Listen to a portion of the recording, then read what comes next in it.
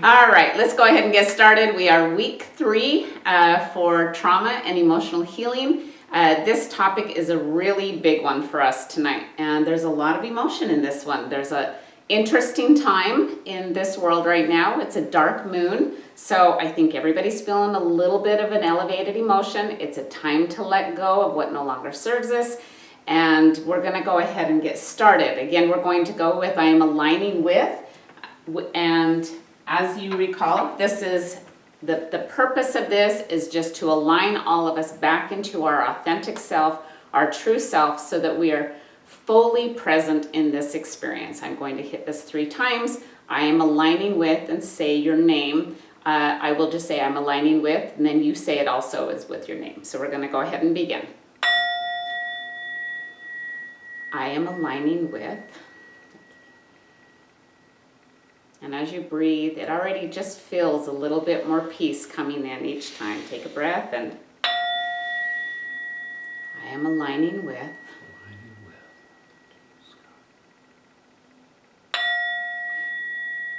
I am aligning with. That always just feels better, doesn't it? It does, it does. Yeah. So emotions. Oh, emotions. Emotions are at the nexus between matter and the mind, going back and forth between the two and influencing both. Quote by Candace Pert. And Candace Pert wrote Molecules of Emotion, and she was really a forefront of this study of emotions and where they show up in the bodies. She's fascinating. Yes, fascinating. So we're going to start with our inner world and our outer world. Obviously, your inner world is made up of your thoughts and your emotions, your values, habits, memories, and your desires. Everything that goes on within this body-mind that Candace Pert talks about is the body-mind, with our thoughts and how it affects our emotions affect our thoughts. And then our outer world is made up of people and our objects and places, the experiences that we have, and social encounters. And the thing that we need to look at with this is that one does not exist without the other. When we have outer experiences, our inner world is going to have some effect, and when we have inner thoughts and our behaviors and our frequency affects our outer world. Now that's the next level of understanding, and I know that everybody who's on here with us understands that, but we have to show that it's the yin and the yang, that both influence the other, both there's a part of the outer world that exists within us and a part of our inner world that exists as scalar energy, as a projection of self out into our outer world. Now, resilience versus blockages. Now, emotional resilience includes healthy individuals, so our society is more healthy when we have healthier emotions. Experience emotions, so we can experience those emotions without being hurt by the emotions, and then process them and allowing for the emotion to be felt. So we're humans and we need to feel emotions. You know, on Star Trek they always made fun of the Vulcans because they had no emotions, but we do, and that's what makes us different than all the other species. Now when we get emotional blockages, it's caused by unresolved emotions that we didn't process, we felt them, but we buried them away somewhere in our body. And we stuffed them down into the subconscious where they fester and block our ability to move forward. So 5 signs of emotional blockage. This is a personal check-in for each of you and see if it applies to you. Fatigue is the #1 sign of emotional blockage because any kind of emotion that isn't processed is stealing our energy. And over time, years and years of that stuffed emotion and trying to pretend that you're okay when you're not. And as you recall of me saying, we're not a holding tank for emotions. Emotions flow in and they flow out. But it's not ideal to hold them in. And so having unresolved or unaware of why we have fatigue for no other reason, it's usually going to be a stuffed emotion or emotion that is blocked. Procrastination is definitely a key to emotional blockage. We procrastinate in moving forward, namely because we already have so much that's within us that the thought of bringing in more in that scattered energy where we have things that are unresolved, it will show up and manifest in our physical world as procrastination. Another one is the inability to let go of a past. This is when our amygdala literally focuses backwards, and it keeps our attention on our past, where we keep cycling back into the old thoughts, old behaviors, old emotions, and just keeping that loop going over and over because it isn't resolved. And these emotions aren't resolved either, so we keep that loop because we're still trying to find meaning in that. Eating or drinking to numb self. Addictions are on the rise, and food, numbing, or any kind of substance where we're trying to numb. It's because there's so much within us that we are numbing ourselves, trying to dampen the fire or dampen the energy that's within us. And when we have jealousy or we're moody or we're critical of self or others, or even if you just find yourself scrolling through social media and you feel this impulse to make a criticism or a judgment, even if you don't say it or post it, which ideally we don't, you still have that little bit of that impulse. That's because emotions are building up and trying to release. And so we use the words, you get kind of crunchy, when you get crunchy and you get these little statements that are off the cuff, or when somebody's in your space and you just make those little critical statements, it's because there's emotional blockage. Now, the health effects of blocked emotions are really extreme. Believe it or not, blocked emotions can cause very poor sleep patterns. It can cause weight gain, and you start eating comfort foods. And comfort foods are sweets and carbohydrates, things that aren't as good for your body, so it makes you gain weight too. Now, the mental exhaustion that comes from all the emotional blockages can be extreme. And I'm meeting people every day that are extremely fatigued, and we need to release emotions from ourselves in order to get our energy back. Digestive issues are horribly on the rise, and that's because the vagus nerve helps our digestion, and it's a parasympathetic nerve. And when we're in a constant stress, fight or flight, sympathetic discharge and those emotions of fear and anxiety, man, our digestion just gets messed up, something awful.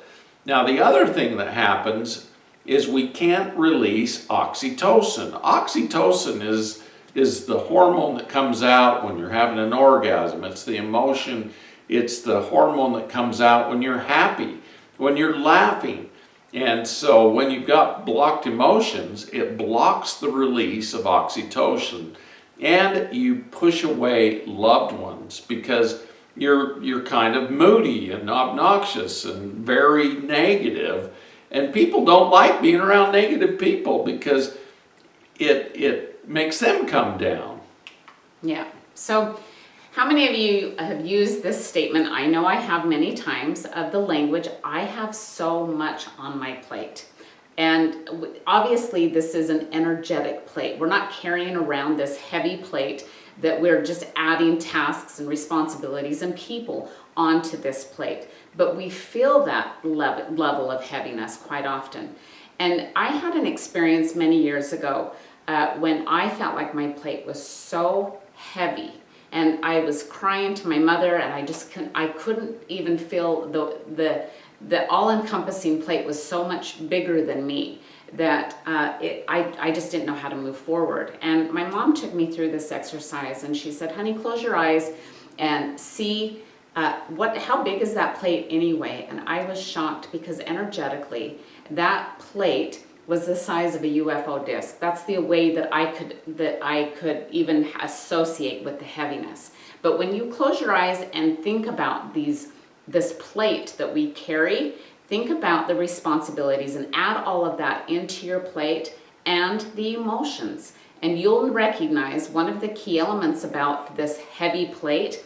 It isn't necessarily the tasks and the responsibilities that's weighing us down. We all have activities throughout the day, and we're constantly engaging in various things or pulling away from them. But the task isn't the weight, it's the emotion around the task that is causing us to stall. And this also applies in moving forward, because the idea of moving forward and the idea of a responsibility that we're taking on for us, we have those blocked emotions that are limiting us from even stepping into that next level. Now, it's interesting. This is a very interesting graph. And you look at your past, which is the has-been, and it's familiar. And so you kind of still associate with it because you've been through the emotions, you've been through the experience, and it's common to you. And maybe it's socially acceptable, and so you're more accepting of yourself with that. But the default behavior, when we go into what we used to be, we're not growing, we're not progressing, we're not evolving. And we have usually in the present time a blockage that keeps us from moving forward, so we just stay in those old emotions and keep them trapped instead of letting them go. So we need to get a bigger picture, like get this guy taller so he can look over that blockage and see what he really wants. You want to go somewhere that is unfamiliar, uncommon, have some new thinking about it. And it takes a lot of intention to do this, because you've got to get over that blockage into your future. And we're going to help you do that. That's right. So releasing the old, this is a technique that we suggest. This is a first starting point in releasing old. And the first step is to identify what you want to change. If we don't know what's holding us back, we don't know that what needs to be let go. So identify that. Take an inventory of yourself.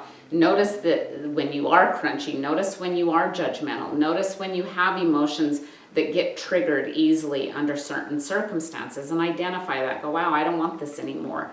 But you need to clarify the why, because if you don't have a clarification of the why, and we're going to repeat this a number of times tonight, because the why keeps us motivated and moving forward. We lose attention and we get distracted very easy. Even if it's something we really want, our attention moves very quickly away from that. So when you identify why, and that why could be because I want a better life, I want to have better vitality, I want more energy, I really want to see what's possible and what I can create in this world. We are creators. And when you identify a why that's bigger than you, you can rise up over that wall. That why helps lift us up, it elevates us.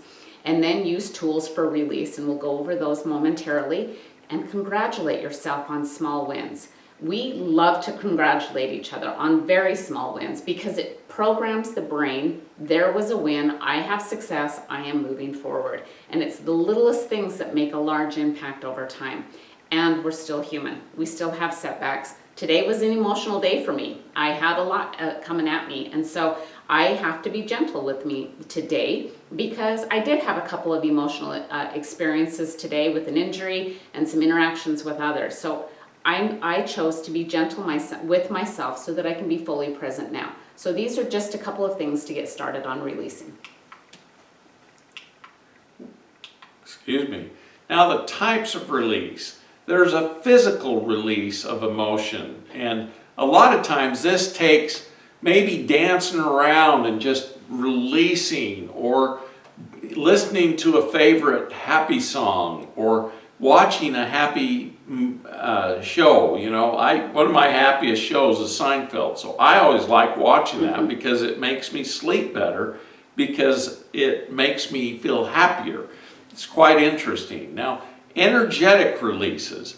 You know, we've been trained to take our emotion and we stuff it down, because especially men, we're not supposed to feel things. But I've found by experiencing the emotion and then just letting it go energetically, it helps me continue to move forward. And emotions related to the past sometimes take some digging to find out exactly what the emotion is, what caused it, and then find a release for it. So these releases are very powerful for getting your energy back. Sometimes even making a statement, I take all my energy back, will help you get your emotional energy back into your body, and then you release anything that isn't serving you. Now, dissolving the emotion. Sometimes we'll have an emotion trapped, maybe in our liver, like anger, or maybe our spleen, like grief, or our lungs, like being lost and losing someone. So we take and we focus on that area, and we can say, I dissolve that emotion from within my liver, or my lungs, or my heart, or my spleen, your kidneys, whatever.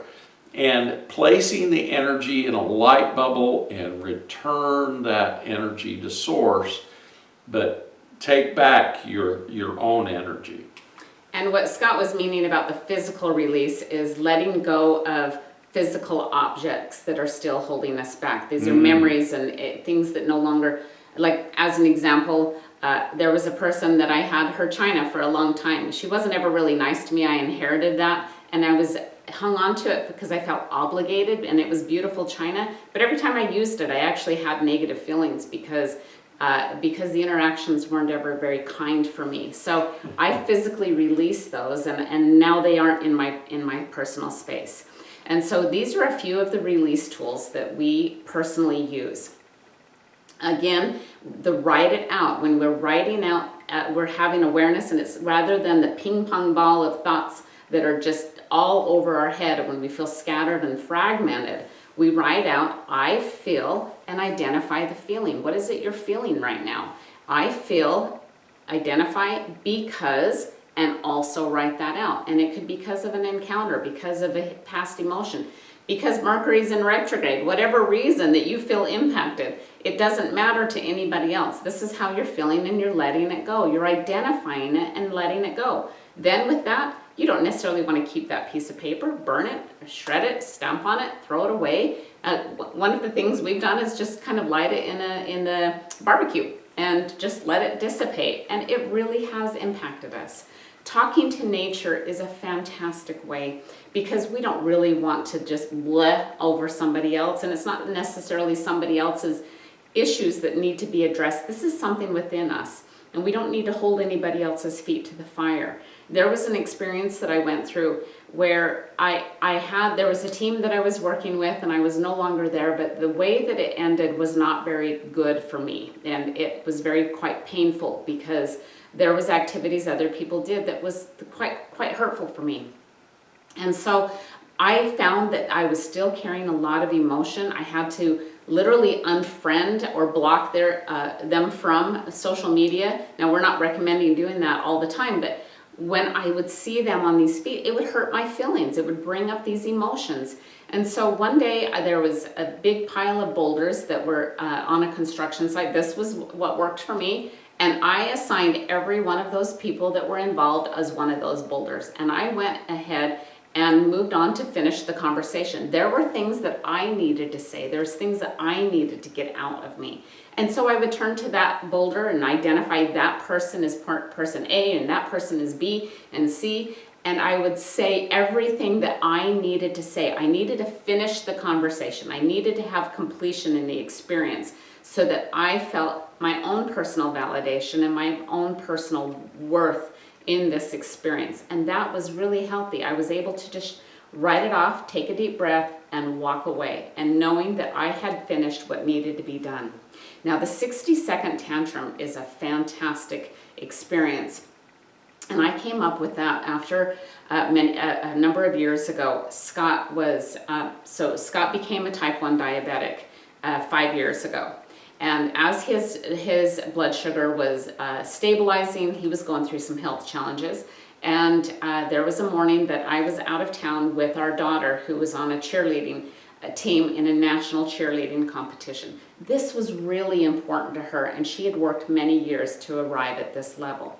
It happened to be the morning that we checked in and called home, and her father was unresponsive, and he was completely non-responsive, and we had to call our neighbors and get ambulance support, and we had to get him resuscitated and bring in the sugar. And so he awoke to a number of firefighters and ambulance team in our house as they brought him back. Thankfully, he was brought back. But that emotion really affected our daughter. And so when we got to the event and she had this cheering experience, she was doing the best she could, and she really tried to be as present as she could. But her attention was somewhere else. She was worried about her father. And so at that competition, she actually was the one who made a slight error, and it jeopardized their ability to score, and they obviously didn't win, and they didn't even place on this competition. She felt heavy about that because it was 7 years of trying to get to this point. And as they were coming off and leaving the stage, a number of the other teammates called her out on it. And they really said, "Why did you do that? You ruined it for us." And they obviously didn't know how much was impacting her personal life at that time. And so, of course, she felt really heavy, and it really hurt her, and she was sobbing and crying, and it affected her in a great way. So we got out into the car. There was nothing we could do about the experience. But I said, "Honey, let's just roll up the windows. We'll turn on the music, and for 60 seconds, let it all out. Scream, swear, yell, pound your fist, whatever you need to do. There's so much emotion in this body. Get it out, let it all go in a safe environment in a way that you can release." And she did, and she just screamed so loud, and she shook her body, and she just had that 60 seconds of a tantrum, and able to release the emotion. And of course, it wasn't completely resolved, but it really did help her. And she did it again about an hour later because so much more was coming up. But it's really, really a valuable thing. We just hold things in and we just let it out. Of course, cry by watching a movie or music. Any woman who knows that their cycle is off and you have these times where your hormones are off and you're not feeling yourself and you just kind of need to cry. I used to watch Still Magnolias once a month because it was just a way for me to cry when I needed to schedule in a cry and just allow myself to just let go of the pressure. And a fantastic release tool is declutter your personal space. Vicki knows about decluttering, and she teaches about it, and she's trying to help me to declutter, so thank you, Vicki. And thank you for being willing to declutter your personal space. In the U.S., we have 3.1% of the world's population, but purchase 40% of the world's toys. Any given room in your house has up to 2,000 visible items. This can overwhelm our senses and our emotions, and it takes our energy. So everything holds energy. So it's good to release the things that aren't serving you any longer. And talking about decluttering, if you see a photo that brings up a negative emotion, I think you'd be better off taking that photo out and burning it and releasing, because you don't want to get that emotion brought back up every time you see that photograph. And we hold so much stuff we don't even know why we have it. It's because it's been familiar and it's been common to keep these type things back to that old identity. And we right now are giving you permission to let go of what no longer serves. Permission to let go. You may think you may need it in the future, but if you haven't used it for 6 months or even 3 months, get rid of it. If you're not using it, let it go. There's so much stuff. Yeah, this is where you're at. So now you're moving on. Okay, all right, now it's your turn. That's right. He's stuck on the idea that he knows that I'm going to hold him to letting go of clutter. So that's what's holding him back right now. All right, so our clutter, it has some effects of why we have clutter. Number one is we actually subconsciously believe that it benefits us to have this clutter because our stuff needs us to take care of it. We have value because our clutter needs us to care for it, our stuff. And we paid for it, so our energy's in it. Yeah, and you pay for a storage unit to keep it.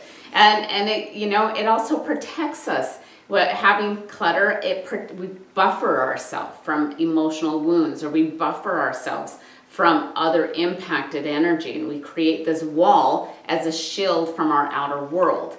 And it also prevents us from doing what we are here to do, because our attention and our energy is dissipated in this 3D world. So mental clutter, now that's a whole other subject. Multitasking, you never do anything well when you're multitasking because you're not really focused on what is important. Unresolved emotions can keep us from being able to focus. And repeated disempowering thought forms or thought patterns can cause trouble with our brains. Clutters our perception of self.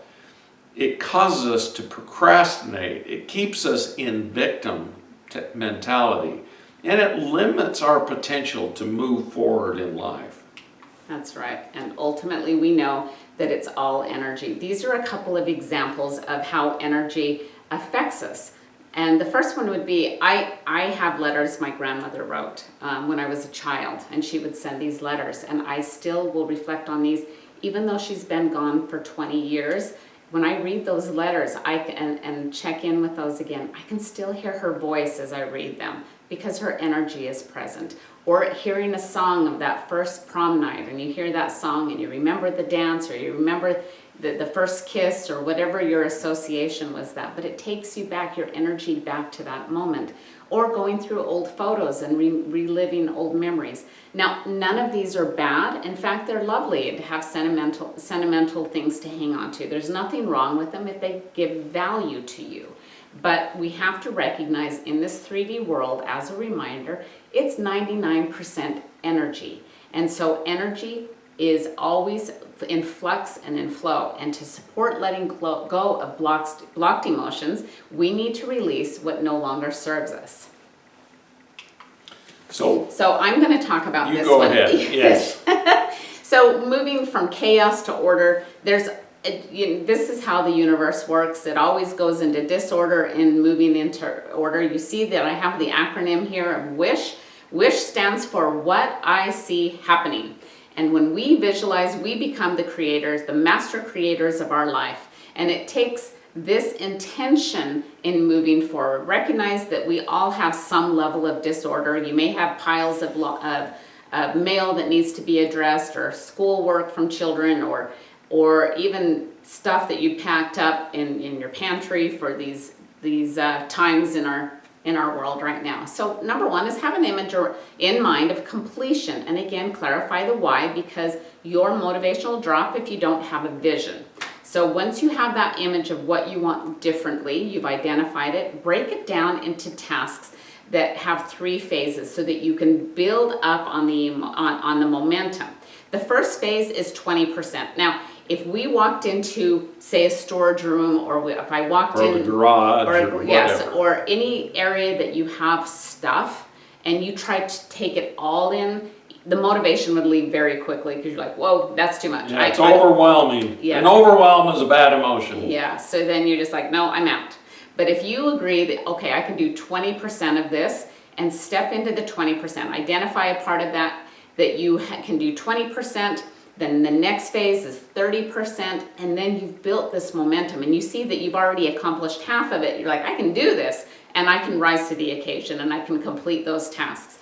Then set a start date and an end date. Put it on your calendar so that you can be your own accountability partner. You can hold yourself to a mission, and when we have that self-driven momentum, that we have that pressure that is self-inflicted, then it's enough to help build that momentum. But you can also enroll support team, have a friend that's also doing the same task, build help on one another, work on their garage one day and your garage on another day, and have an accountability partner that somebody agrees to listen when you say, okay, at the end of the day, I'm going to work for 2 hours, or whatever you set as your accountability to keep you on point.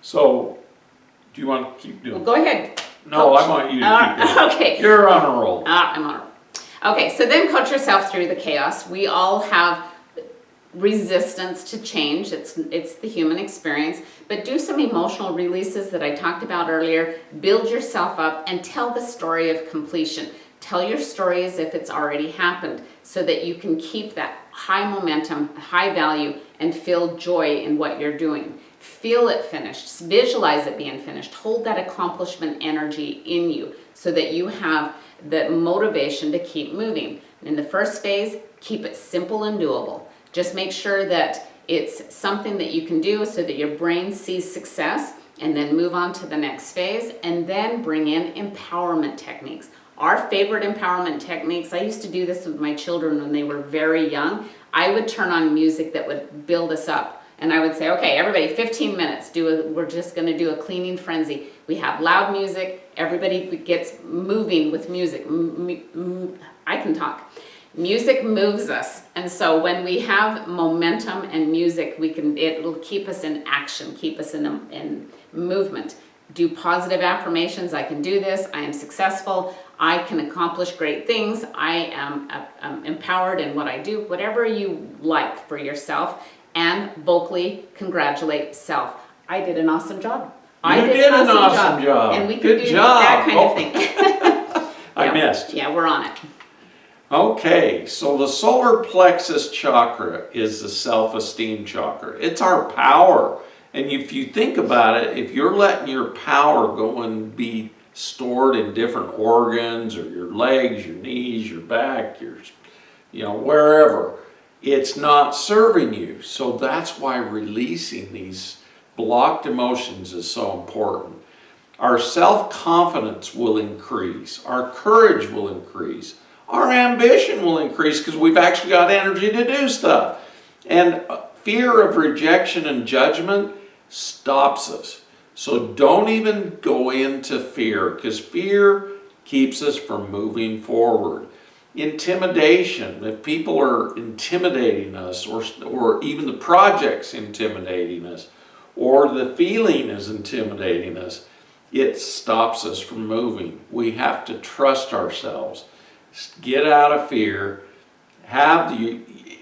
Believe it or not, once you get rid of fear, your ability to handle a crisis actually increases. When I was a medical doctor, we had all kinds of crises happen all the time. But I remained calm and collected, and I had faith that everything was going to turn out. And guess what? That faith made everything move. And the nurses could see I was calm and I wasn't freaking out. And so it gave them faith that I knew what I was doing. And so they really loved me in the hospital because I would always make everybody feel calm and that we could do it, even in the middle of a horrible crisis. So just know that our care for ourselves and others, we need to be in control ourselves, because our energy spreads to others. And don't be a workaholic, because life's more about enjoyment than just work. So the sacred truth is, honor yourself personally, because you create the energy around you. You are the creator of your environment. So create a happy, loving environment. That's right. Those are obviously energies that are associated with the third chakra, the solar plexus. And when there's an emotional deficiency, some of the energy around emotional deficiency is a lack of confidence, busy work, that always doing but never really accomplishing anything, that just kind of scattered busy work. Hello, my name is Vicki and I do a lot of busy work. But depression falls in this category, and the servant mentality, where we have to take care of others and that we earn our right, earn our privilege, earn our value by being of service to other people. And it also is the energy of untrusting or a sense of being insecure. So balancing this third chakra is deep diaphragmatic breathing. These deep breaths brings energy to this area of the body where we need to awaken. And deep breaths, these from this chakra down, the first, second, and third chakra are survival chakras. All of our survival instincts, all of the survival energy, the primitive brain, all is in those bottom three chakras. So this one helps move some of that stuck energy, that diaphragmatic breath. And the more that you use the deep breathing, the more we pull up for that. And then follow your gut instincts. Your wisdom resides within you. You don't need to go to anybody else to find your true answers. And I know that we all do, and we all have teachers, we all have masters, we have people that are in front of us in the accomplishment zone of the world. But it's great to get information, and it's great to have somebody to as a guidepost, but really follow your gut instincts. See yourself in service. There is a very fine line between service and servant, and you have to dance that very carefully, because ultimately we are all here to be of service to one another. But when we're doing it out of an obligation to earn our value, or where we bypass our value to meet the needs of somebody else, then we're in a deficiency with that. And then gentle belly massages. Love that beautiful belly, love the digestive process. All of your vital organs, or most of your vital organs, are in this region. So this is a time to just love and nurture and massage this area, and then focus on what you love about yourself. There is more right with you than wrong with you, and there is more purpose in you than what you ever realize. So really put your attention on that. Love who you are and your free agency and identification of personal honor and value.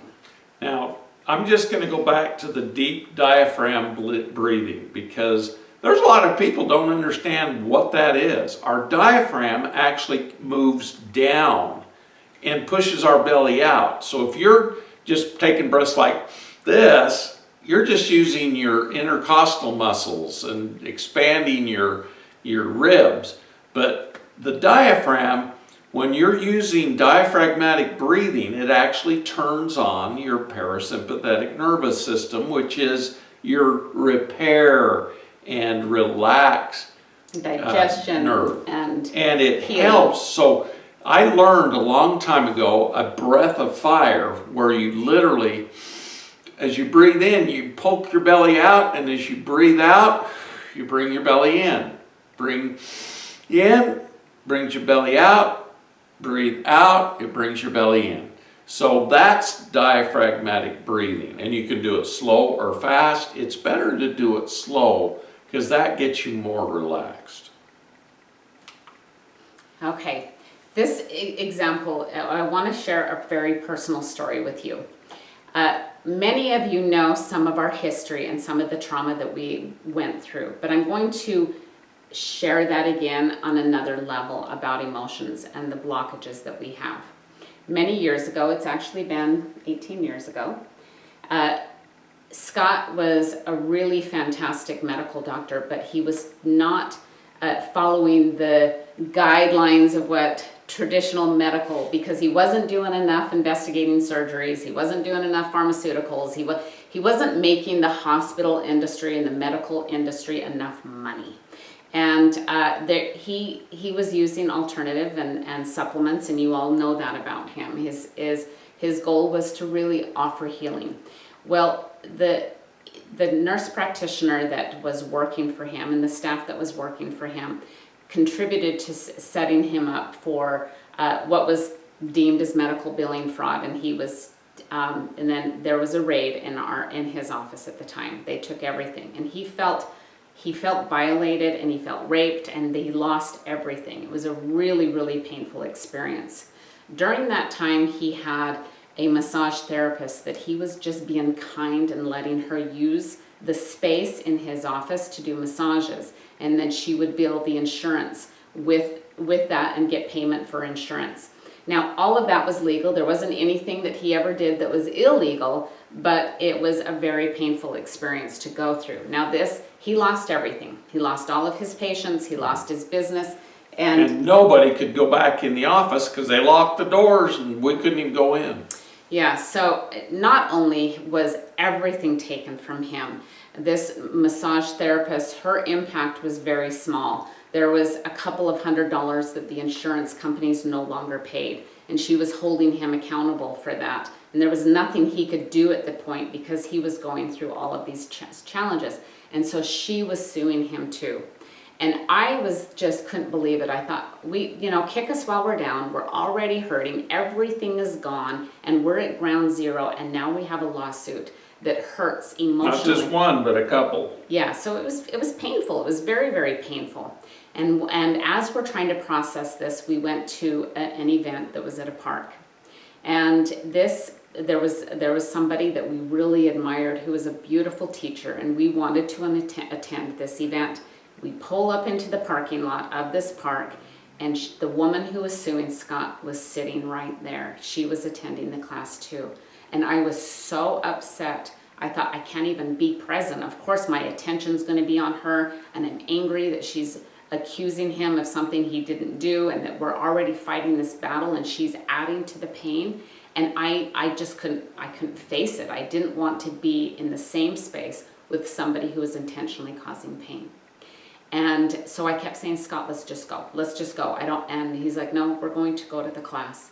And he gets out of the car and he walks straight over to her and he does a great big bear hug and he holds her and he says, isn't it just awful to go through legal issues? Don't lawsuits just suck? And he just caught her off guard. She, of course, that's the last thing she had just experienced. He goes, it must be so hard for you to be in that space and to see me and everything that we're going through. I mean, he just called it out. He just called it out exactly what was going on and recognized, look, this sucks for you and it sucks for me and everybody's struggling with it, but can't we just love one another? Because ultimately, we're all in this together. We're all going through some level of pain. He embraced her and held her, and she just, after a few minutes, she just let it go. And it gave me permission to let it go. Because if he wasn't holding anger, if he wasn't holding resentment, if he wasn't holding her feet to the fire, it certainly wasn't my job to either. And so that experience was one of the greatest teaching moments that my husband ever gave me. That rather than just, when we see people that cause us pain or we're fearful of an interaction, he embraced it. When we're fearful of a comeback, he embraced it. And he just did not let the perceived intentions to override the human experience, and he gave love. So the steps to giving forgiveness, you view the situation as an observer. So you become that eagle and fly high over the top of everything and look at it from an eagle's point of view, from a higher point of view, and without the emotional attachments. And then you see all the components of the experience. And maybe you see things that you weren't aware of. And so you understand why everything happened. And then you make peace with what it was and is now. And when you make that peace with it, the energy dissipates and goes away. A very powerful way for forgiveness. And I love Ho'oponopono, and I will send everybody a diagram of the Ho'oponopono if you like. But, Ho'oponopono uses love, forgiveness, sorrow, and gratitude. And all those have a component of letting go of emotional experiences that were bad that are stored in our body. So our tool for transformation after all of this dialogue is remove clutter. We encourage that you focus on your nightstand, your bathroom counter, your closet, and your workspace. Why do we choose these areas? Because all 4 of these areas are directly related to personal identity. And when you clean up your personal identity, have a clear vision of who you are, your space will be a reflection of that. Clear out anything that's unused, old, or items that no longer make you happy. It's amazing when we look around, we have things and we just pick them up, we'll look at them and we find another place for them and we realize that didn't even actually bring me joy. I have no connection to this item other than I feel obligated to hang on to it because it's already been here. Give yourself permission to clear out old clutter. Let's keep going. Scanners are the best thing that's ever occurred. And if you have a paper you think you might need in the future, just scan it in your computer and label it so you can find it. But get rid of it off your desk because the physical clutter is worse. It is just, I think Vicki does this talk for me because I'm the worst at leaving stuff on my nightstand, my bathroom counter, my closet, and my workspace. But we can be better, right? We can do better. Woo-hoo, let's do better. He's doing much better than he used to do. So you need to clear out that unused old items that don't make you happy, and I think it's better to trash them or burn them, just get rid of them. I've started burning boxes because we would collect boxes and then we'd have to go throw them away after a while. That's what we do with our stuff. We hold on to it just in case. Don't do that anymore. Let it go. Yeah, and to upgrade your removal of clutter, if you already have your game on and you recognize the value of having order in your personal space and your outer world, I really do have this as my soapbox quite a bit, because I know it's a direct relation with my inner world. And when I see that there's clutter building up, I look that there's also a lot of busyness in my mind that is working. And so another option is to take an inventory of what you want to change. Walk around your home or your workspace and go into the different closets and just take an inventory, write it all down. What do I want different? And then you have something that you can work off of. Choose the area that you feel like you can take the tackle first. And then again, write down why you want change. Because I want less space, less clutter. I want more clean, organized space, or I feel like I have too many sets of sheets, whatever reason, but write that down so that you don't have the distraction, and then make this a priority to self. Give yourself a mission to accomplish something this week in some form of removing clutter, and then celebrate that when you get that done. Now, one of the things about the why, make sure your why is, I want my energy back. Because once you make that your why, you'll start getting energy back by releasing all the clutter. That's right. Okay, now black spruce and vetiver are the oils for this week. Why? Because it's amazing how black spruce gets rid of mental fatigue. You put a little on or just smell it and it releases that mental fatigue. It helps with nervous exhaustion, PTSD, traumatic memories. Whenever you have a memory of something very traumatic and it's affecting you, use the black spruce. Now vetiver is very similar. It also takes care of ADHD, lack of focus. I've been using vetiver for years for a lot of boys and girls that are now getting it, and their learning difficulties. So ADHD, vetiver is really good for children having learning difficulties, but how about us adults that have them? PTSD, depression, anxiety, shock, fear, and trauma are also very good to use vetiver. And use it on your feet to balance your energy and ground you.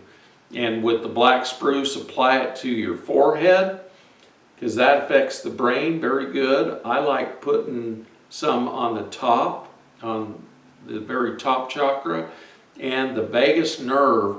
You put a little in your belly button and on the base of your neck. Now the base of your neck is that seventh cervical vertebrae actually has a bigger vertebrae on the back, and you can feel it. And that's the area of the magical chakra. And applying spruce on that helps your magic, because it calms you down and lets go of the trauma in your life and brings your energy so you can create things. So in review, when people do not move forward, there is an emotional blockage that is holding them back. All blockages are beliefs, mental and emotional state, and clearing out external clutter supports clearing internal clutter. Yeah, that's something I need to focus on for sure. So we'll go ahead and get some questions answered. And thank you very much. They said we look nice tonight. Oh, well, thank you. Okay. Okay, so here's our first question. What is your suggestion regarding holding on to emergency supplies like stored food, tools, non-electrical devices in case of potential disasters? I don't use these items.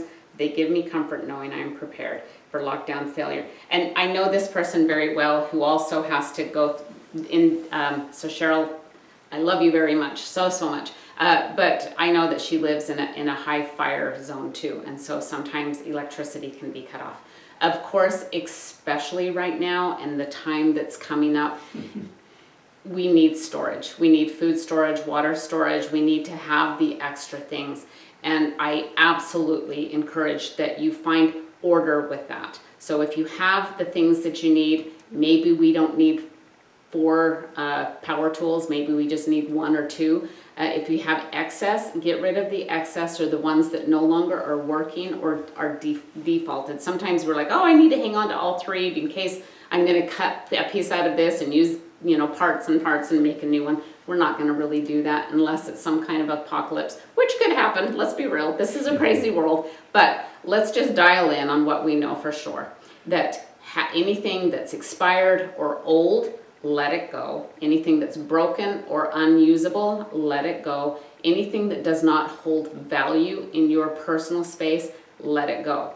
That opens up space for you to have extra for food storage, extra clothing and blankets. You just never know when you need those kind of things. So of course, in this time, it applies a little bit differently, but I know that we all have excess books and magazines, and we have more photos than we need. We have extra stuff. So I'm talking about the stuff that isn't necessarily for emergency use, but is just taking up space in your place. Yeah, and let me add a little bit to this. It's not going to be as bad as a lot of people on the internet are saying, because we're moving forward, believe it or not. And there's a lot going on that's going to stop the problems that have been predicted. So just have faith, don't feed it energy or emotions into the problem. Feed good energy and have faith that God will take care of us. And thank you for your kind remarks. So what if you live with people who junkify every area with their clutter? Gee, I don't know what that's like. Kick them out of your house. No, don't kick me out. Please don't kick me out. No, I will answer. I'm going to answer. Go ahead. I'm going to answer this. We are stewards of self. So yes, I live with somebody who happens to like a lot of stuff around him. He is doing better. I was born on Earth Day. I'm a Taurus. Taurus people like their stuff. So I am just as guilty. My workspace gets crazy too. But I have a time limit of when it's allowed to be in a state, in a little bit of chaos. When I'm working on overdrive, it's going to be a little bit like that. But I set a time when I create order. And we, again, as stewards of our own energy, be the example of others. Do the best that you can for your own personal space. Be the example. Raise your energy up. Offer support for others. There's times when I have to get rid of stuff. There's times when we have expired herbs that like it's time to let this go. And command self that we cannot control anybody else's behavior. It would be nice if we could in some ways when people are just not being their optimal self. But steward yourself and take care of your own personal space. So if it's your bedroom and your partner is messy in their bedroom or their bathroom sink, my side of the bathroom, my counter's always clean. His always has potential. My nightstand stays orderly. His has potential. So we're calling it out, and we're being very human because we all have aspects of ourselves. I like a lot of books, so I'm going to have a lot of books. So it's, whatever brings you joy, but again, steward your own personal space and your surroundings. So be the example and raise that energy up. Nobody rises up alone. We are a collective and we impact other people. So be the one who is going to lift others up by your example. Yeah, and clutter causes the blockages to us releasing emotions. So I'm talking to myself, so just know. Yeah, so great. You can give some feedback after all of this. Yeah. Okay, thank you. Everybody's been very, very kind. Laura says, Scott has nothing on my boyfriend. I don't know. You should have seen when I first met him, but we're making good progress. Yes, I am my own problem. What excuses do I have? That's fun. Okay, thank you for your practical application that will release and make room for my improvements. Great learning. You guys are being very kind. Thank you. And also thank you for sealing. So Cheryl's saying thank you for the work that you did for your healing. And if it serves you, hold it. If it doesn't, remove it, release it, is what I'm hearing. Fantastic. Yes. Yeah. Everybody's being so lovely. Thank you for your kindness. It's been kind of an interesting day energetically today, hasn't it? It's been really like Mercury's really in that retrograde right now. Yeah, well, there's a lot of energy, which means we need to hold our presence and our value better than ever and let go what no longer serves this. And that might be relationships, it might be old programs. It definitely impacts us by the stuff that we hold. Yes, so let's take time to get a blessing from the God of the universe, the Almighty I Am that I Am. In the name of the Almighty I Am that I Am, the creator of the multiverse, who commanded me to give blessings to humans on the planet, and in the name of the great divine director, who commanded me to give blessings to humans on and off planet Earth, we bless you and we call forth the heavens energies, the energies of the ascended masters, the cosmic beings of divine light and love, the seven Elohim and their twin flames, the angels, the archangels, and the beings of the elements. We ask you to assist us in decluttering our lives and helping us to declutter our emotional baggage that we have.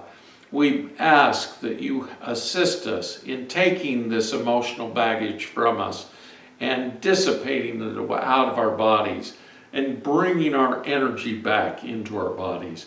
We bless you that any stored energy in any gland or organ system or muscle, joint, tendon, ligament in your backs or your necks, your spine, your buttocks or your legs, we ask that it be easily released, that you assist us in releasing these.